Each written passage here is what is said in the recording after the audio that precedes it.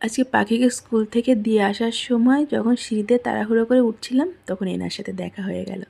কিছুক্ষণ দাঁড়িয়ে ওনার সাথে সময় কাটানোর পর বাড়ি চলে এলাম। আর তারপর যে কাজগুলো থাকে রোজকার সেগুলো আর কি বলবো বলো, সেগুলো সেরেই সোজা চলে এসেছি আমার সবথেকে প্রিয় জায়গায়। আর এনাকে সাজিয়ে গুছিয়ে পুজো দিয়ে তুলসীতলা ধূপ দেখিয়ে জল ঢেলে চলে গিয়েছিলাম রান্নাঘরে। হালকা শীত পড়ে গেছে তাই গোপীনাথের গায়ে একটা হালকা চাদর দিয়ে দিয়েছি। আর রান্নাঘরে আসার পর ভাবছিলাম কি করা যায় আজকে। কালকে রাতে এই মটরগুলো ভিজিয়ে রেখেছিলাম, তাই আজকে ভাবছি একটু ঘুগনি আর পরোটা বানাবো।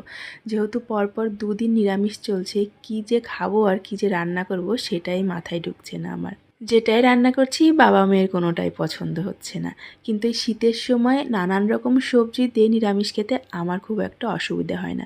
আসলে আমার কোনো সময়ই কোনো রকম খাওয়ানোর ঝামেলা ছিল না। এই জন্য মা আমাকে বলতো আমার সব থেকে ভালো মেয়ে। তাই শুনে মনার খুব রাগ হয়ে যেত। মনা বলতো আমি তোমার চোখের বালি আর দিদি তোমার চোখের মণি। এই ছোট ছোট কথাগুলো আর এক রাশ স্মৃতি সারা জীবন আমার এই বুকের মধ্যে আমি বহন করে যাব। তো সকালে খাবারের জন্য ঘুগনিটা তো ওদিকে প্রেশার কুকারে আমি বসিয়েই দিয়েছি। মাত্র সিটি দেবো দুটো, নাহলে বেশি গলে গেলে আমার আবার ভালো লাগে না। আর একটুখানি আলু কেটে নিলাম ঘুগনিতে দেওয়ার জন্য। আর পরোটার জন্য যে আটা আর ময়দাটা একসঙ্গে মিক্সড করে মেখেছিলাম সেটারই লেচি কাটছি এখন। বাদবাকি রান্নাটা পাখিকে স্কুল থেকে আনার পরে করব। কিছুটা এগিয়ে রেখে যাচ্ছি আর কি। ওদিকে ঘন্টা পড়ে গেছে, আমি করছি তাড়াহুড়ো। কোনো মতে ড্রেসটা গায়ের মধ্যে গলিয়ে একটা ছুট লাগিয়েছি। পাখিকে স্কুল থেকে আনার সময় সে আর কিছুতেই বাড়িতে ঢুকবে না। দুদিন ওকে নিয়ে বাজারের দিকে গিয়েছিলাম, এজন্য আজকে আর সে কিছু কিনে না দিলে কিছুতেই বাড়িতে ঢুকবে না। বন্ধুদের টাটা বাই বাই করে সোজা দৌড় লাগিয়েছে বাজারের দিকে। এবার আমাকে কিছু একটা কিনে দিতেই হবে, কি আর করা। ভাবলাম যাই, আমারও দু একটা জিনিসের দরকার ছিল, যাই একবারে নিয়ে আসা যাবে। আর পাখির বোনাস হিসেবে একটা চকলেট বা একটা চিপস ধরিয়ে দিতে হবে।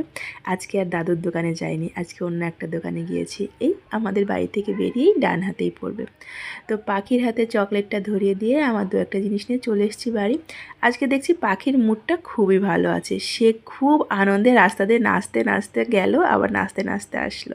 এখন সে খুব খুশি। এখানে মিনিট 5 খেলবে, তারপরে ওপরে উঠবে। কিছুদিন আগে অবধিও পাখিকে নিয়ে মাঠে নিয়ে যেতাম বা পার্কে নিয়ে যেতাম, কিন্তু এখন এত মশা, এজন্য আর বিকেলের দিকে নামাই হয় না।